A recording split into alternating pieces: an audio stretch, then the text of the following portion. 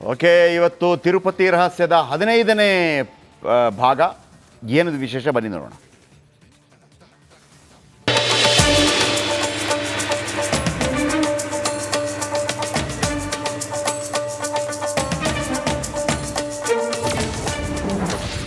ಸಮುದ್ರದಿಂದ ಮೇಲೆದ್ದು ಬಂದ ತಿರುಮಲ.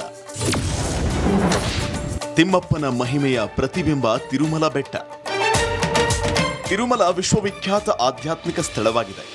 7 ಬೆಟ್ಟಗಳ ಮೇಲೆ ಶ್ರೀನಿವಾಸನಷ್ಟೇ ಅಲ್ಲ, ಇಲ್ಲಿನ ಪ್ರಕೃತಿಯೂ ಅಷ್ಟೇ ವಿಶೇಷವಾಗಿದೆ. ತಿರುಮಲ ಬೆಟ್ಟವನ್ನ ದೂರದಿಂದ ನೋಡಿದ್ರೆ ನಮಗೆ ಶ್ರೀನಿವಾಸನ ರೂಪವೇ ಎದ್ದು ಕಾಣುತ್ತೆ. ತಿರುಮಲದ ಮೊದಲ ಘಾಟ್ ರಸ್ತೆಯಲ್ಲಿ ಇರುವ ಶಿವಲಿಂಗದ ರೂಪಕ್ಕೆ ಕೈ ಮುಗಿದೆ ಭಕ್ತರು ಮುಂದೆ ಹೆಜ್ಜೆ ಇಡ್ತಾರೆ.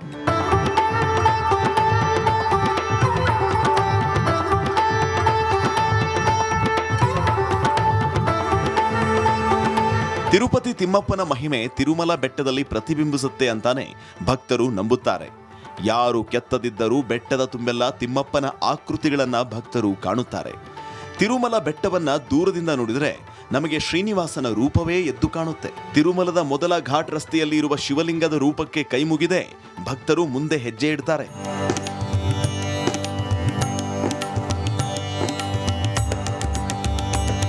ತಿರುಪತಿಯ ಅಲಿಪಿರಿಯಿಂದ ಆರಂಭವಾಗಿ ಎತ್ತರದ ಬೆಟ್ಟಗಳು, ಕಣಿವೆಗಳು ಪ್ರತಿ ಹೆಜ್ಜೆಯಲ್ಲೂ ಭಕ್ತರ ಮನಸೂರೆಗೊಳ್ಳುತ್ತವೆ. ಅಷ್ಟೇ ಅಲ್ಲದೆ ಶೇಷಾಚಲಂ ಅರಣ್ಯ ಪ್ರದೇಶದಲ್ಲಿನ ಹಸಿರು ಪರಿಸರ ಭಕ್ತರ ಮನಸೂರೆಗೊಳ್ಳುತ್ತೆ.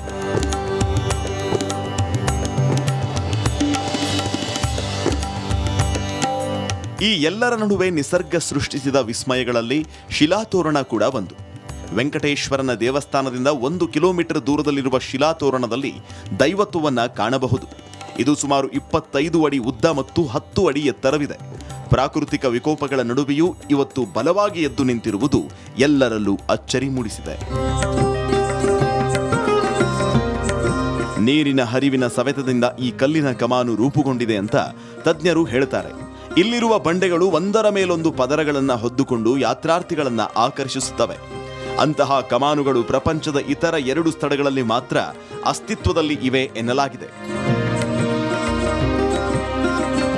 ಸಂಶೋಧಕರ ಪ್ರಕಾರ ಅಮೆರಿಕದ ಉತಾಹ್ ಪ್ರದೇಶದಲ್ಲಿ ಇಂದ್ರಧನುಸ್ ತೋರಣ ಮತ್ತು ಇಂಗ್ಲೆಂಡ್ನ ಡಾಲ್ರಾಡಿಯನ್ ಶಿಲಾ ಸೇತು ಮಾತ್ರ ಇದೇ ರೀತಿ ರೂಪುಗೊಂಡಿದೆ. ಭೂವಿಜ್ಞಾನಿಗಳು ಅಂದಾಜು 250 ದಶಲಕ್ಷ ವರ್ಷಗಳ ಹಿಂದೆ ಈ ಶಿಲಾ ರಚನೆಯು ರೂಪುಗೊಂಡಿತು ಅಂತಾರೆ. ಭಕ್ತರು ತಿಮ್ಮಪ್ಪನ ಕೃಪೆಯಿಂದ ರೂಪುಗೊಂಡಿದೆ ಎಂತಾರೆ. ತಿಮ್ಮಪ್ಪನು ಧರಿಸಿರುವ ಶಂಖ ಮತ್ತು ಚಕ್ರಗಳು ಈ ಬಂಡೆಯ ಕಮಾನಿನ ರೂಪದಲ್ಲಿ ದರ್ಶನ ನೀಡುತ್ತವೆ ಅನ್ನೋದು ಕೆಲವು ಭಕ್ತರ ಆಳವಾದ ನಂಬಿಕೆಯಾಗಿದೆ. ಈ ಕಲ್ಲಿನ ಕಮಾನು ಒಂದು ಪ್ರಪಂಚದಿಂದ ಇನ್ನೊಂದಕ್ಕೆ ಒಂದು ಮಾರ್ಗವಾಗಿದೆ ಅಂತ ಸಹ ನಂಬಿಕೆ ಇದೆ. ಅತ್ಯಂತ ಸುಂದರವಾದ ಈ ಶಿಲಾಗೋಪುರಕ್ಕೆ ಭೇಟಿ ನೀಡಿದಂತಹ ಯಾತ್ರಾರ್ಥಿಗಳು ಮರೆಯಲಾಗದ ಸಿಹಿ ಅನುಭವವನ್ನ ಪಡೆಯುತ್ತಾರೆ.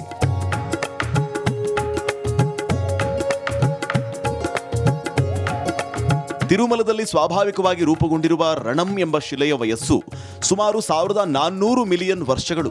ದೇಶದಲ್ಲಿ 26 ರಾಷ್ಟ್ರೀಯ ಭೂವೈಜ್ಞಾನಿಕ ಸ್ಮಾರಕಗಳು ಮತ್ತು ಭೂ ಪರಂಪರೆ ತಾಣಗಳನ್ನು ಗುರುತಿಸಿದೆ. ಅದರಲ್ಲಿ ತಿರುಮಲದಲ್ಲಿರುವ ಬಂಡೆ ಕಮಾನು ಕೂಡ ಒಂದು ಎನ್ನಲಾಗುತ್ತೆ. ಶಿಲೆ ಅಂದ್ರೆ ಕಲ್ಲು ಮತ್ತು ತೋರಣ ಅಂದ್ರೆ 2 ಲಂಬ ಸಾಲುಗಳನ್ನು ಜೋಡಿಸಲಾದ ಕಮಾನು.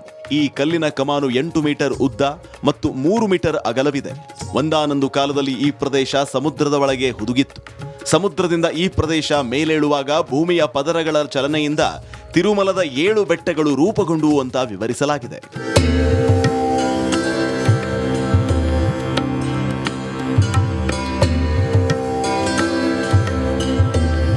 ವಿಪ್ರೋ ನೆಸ್ಲೆಗೆಲ್ಲ ದೊಡ್ಡಪ್ಪ ಈ ತಿರುಪತಿ ತಿಮ್ಮಪ್ಪ. ಅದ್ ಹೇಗೆ ಅಂತ ನಾಳೆ ಹೇಳ್ತೀವಿ, ಮಿಸ್ ಮಾಡಬೇಡಿ. Pavan K Lakshmikanth, Republic Kannada.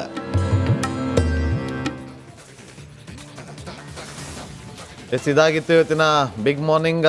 ಮತ್ತೆ ನಿಮ್ಮ ಮುಂದೆ ನಾಳೆ ಬೆಳಗ್ಗೆ ಬಿಗ್ ಮಾರ್ನಿಂಗ್ನೊಂದಿಗೆ ಒಂದಷ್ಟು ಸುದ್ದಿಗಳೊಂದಿಗೆ ನಿಮ್ಮ ಮುಂದೆ ಬರ್ತೀವಿ. ಈಗ ನಮ್ಮ ಸಹೋದ್ಯೋಗಿ ಸ್ಮಿತಾ ರಂಗನಾಥ್ ಅವರೀಗ ಜಾಯ್ನ್ ಆಗಿದ್ದಾರೆ. ಮುಂದಿನ ಅರ್ಧ ಗಂಟೆ ಮೇಜರ್ ಸುದ್ದಿಗಳನ್ನು ನಿಮ್ಮ ಮುಂದೆ ಇಡ್ತಾ ಹೋಗ್ತಾರೆ. Over to you Smitha Ranganath.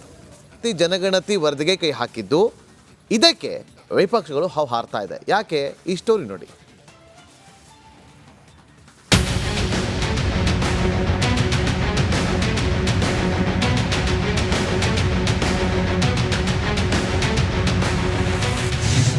ಜೋರಾಯಿತು ಜಾತಿ ಗಣತಿ ಜಟಾಪಟಿ. ಜಾತಿ ಗಣತಿ ಜಾರಿಗೆ ಬಿಕೆಎಚ್ ಪಟ್ಟು. ರಾಜ್ಯ ರಾಜಕೀಯದಲ್ಲಿ ಮೂಢ ಹಗರಣ ದಗದಗಿಸುತ್ತಿರುವ ಹೊತ್ತಲ್ಲೇ ಜಾತಿ ಗಣತಿ ವಿಚಾರದ ಬಗ್ಗೆ ಹಗ್ಗ ಜಗ್ಗಾಟ ಶುರುವಾಗಿದೆ. ಜಾತಿ ಗಣತಿ ಜಾರಿ ಮಾಡುವ ವಿಚಾರವಾಗಿ ಸಿಎಂ ಸಿದ್ದರಾಮಯ್ಯ ಗಮನ ಹರಿಸುತ್ತಿದ್ದಂತೆ ವಿಪಕ್ಷಗಳು ಹೌಹಾರಿವೆ.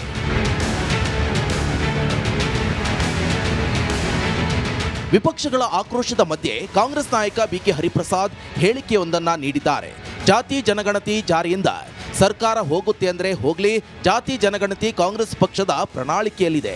ಸರ್ಕಾರ ಮೊದಲು ವರದಿ ಜಾರಿ ಮಾಡಲಿ, ಇದರಿಂದ ಎಲ್ಲಾ ಸಮುದಾಯಕ್ಕೆ ಅನುಕೂಲ ಇದೆ ಅಂತ ಹೇಳಿದ್ದಾರೆ. ಸರ್ಕಾರಕ್ಕೆ ಯಾಕೆ ಯೋಚನೆ ಮಾಡ್ತಾ ಇದ್ದಾರೆ ಅನ್ನೋದು ನನಗೆ ಗೊತ್ತಿಲ್ಲ. ಜಾತಿ ಗಣತಿನ ಮತ್ತು ಏನು ಜಾತಿ ಗಣತಿ ವರದಿ ಇದೆ ಅದನ್ನು ತತ್ಕ್ಷಣವೇ ಜಾರಿಗೆ ತರಬೇಕು. ಅದರಿಂದ ಏನಾಗುತ್ತೆ ಅನ್ನೋದು ಮುಂದೆ ನೋಡೋಣ. ಪ್ರಬಲ ಸಮುದಾಯಗಳು ವಿರೋಧ ಕಟ್ಕೊಳ್ಬೇಕು ವಿರೋಧ ಪ್ರಶ್ನೆ ಅಲ್ಲ. ಜಾತಿ ಗಣತಿಯಿಂದ ಎಲ್ಲರಿಗೂ ಸಹ ಒಳ್ಳೇದಾಗುತ್ತೆ, ಅವ್ರಿಗೂ ಸೇರಿ ಒಳ್ಳೇದಾಗುತ್ತೆ. ಸರ್ವತೋಮುಖ ಅಭಿವೃದ್ಧಿಗಾಗಿ ಜಾತಿ ಗಣತಿ ಬೇಕಾಗಿರೋದ್ರಿಂದ ಅದರಿಂದ ಸರ್ಕಾರ ಹೋಗುತ್ತೆ ಅಂದ್ರೆ ಹೋಗ್ಲಿ, ಭಯ ಯಾಕೆ ಬೀಳಬೇಕಾಗಿದೆ. ಹರಿಪ್ರಸಾದ್ ಮಹತ್ವದ ಹೇಳಿಕೆ ಬೆನ್ನಲ್ಲೇ ಹಿಂದುಳಿದ ನಾಯಕರು ಆಕ್ಟಿವ್ ಆಗಿದ್ದಾರೆ. ಇಂದು ಸಿಎಂ ಸಿದ್ದರಾಮಯ್ಯ ಮೇಲೆ ಒತ್ತಡ ತರಲು ನಿರ್ಧರಿಸಿದ್ದಾರೆ. ಜಾತಿ ಗಣತಿ ವರದಿ ಜಾರಿಗೆ ತರುವಂತ ಒಬಿಸಿ ನಾಯಕರ ನಿಯೋಗ ಇಂದು ಸಿದ್ದರಾಮಯ್ಯ ಅವರನ್ನ ಭೇಟಿ ಮಾಡಲಿದೆ. ಮಹತ್ವ ಪಡೆದ ಸಿಎಂ ಹಿಂದುಳಿದ ನಿಯೋಗ ಭೇಟಿ. ಇಂದಿನ ನಿಯೋಗದಲ್ಲಿ ಬಿಕೆ ಹರಿಪ್ರಸಾದ್ ಕೂಡ ಭಾಗಿ ಸಾಧ್ಯತೆ ಇದೆ. ಹರಿಪ್ರಸಾದ್ ಅವರಿಗೂ ಕೂಡ ಆಹ್ವಾನ ನೀಡಲಾಗಿದ್ದು, ಹೀಗಾಗಿ ಮಹತ್ವವನ್ನ ಪಡೆದಿದೆ.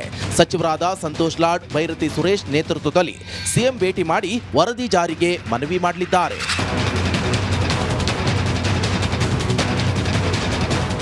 ಜಾತಿ ಜನಗಣತಿ ವಿಚಾರದಲ್ಲಿ ಸಿಎಂ ಎಚ್ಚರಿಕೆಯಿಂದ ನಡೆದುಕೊಳ್ಳಬೇಕು ಅಂತ ಈಚೆಗೆ ಮಾಜಿ ಸಂಸದ ಡಿಕೆ ಸುರೇಶ್ ಹೇಳಿದ್ದಾರೆ. ಇಂತಹ ಇಕ್ಕಟ್ಟಿನ ಸ್ಥಿತಿಯಲ್ಲಿ ಸಿದ್ದರಾಮಯ್ಯ ಜಾತಿ ಜನಗಣತಿಯ ಜೇನುಗೂಡಿಗೆ ಕೈ ಹಾಕ್ತಾರಾ ಅಥವಾ ಹಾಗೆ ಸುಮ್ಮನಿರ್ತಾರಾ ಅನ್ನೋದು ಕುತೂಹಲ ಮೂಡಿಸಿದೆ. Bureau report, republic Kannada.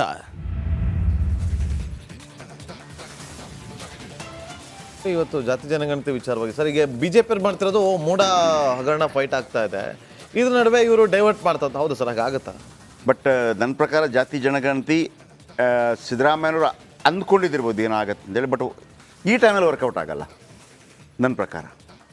ಈ ಟೈಮಲ್ಲಿ ಇದು ಅಲ್ಲಿಗೆ ಹೋಗುವಂಥ ಇದರಲ್ಲಿಲ್ಲ, ಮೂಡಲಿಲ್ಲ. ಯಾವುದು ರಾಜ್ಯ ಜಾತಿ ಜನಗಣತಿ ಏನು ಮೂಡಲಿಲ್ಲ.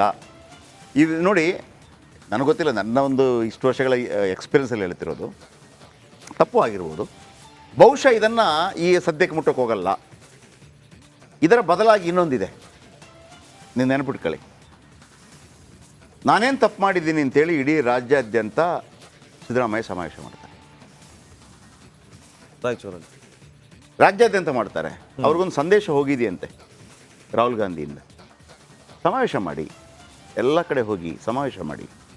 ನಾನೇನು ತಪ್ಪು ಮಾಡಿದ್ದೀನಿ, ನನ್ನ ಹೆಂಡತಿಯನ್ನು ಯಾಕೆ ಬೀದಿಗೆ ತಂದ್ರಿ ಅಂತ ಕೇಳಿ ಪ್ರಶ್ನೆ.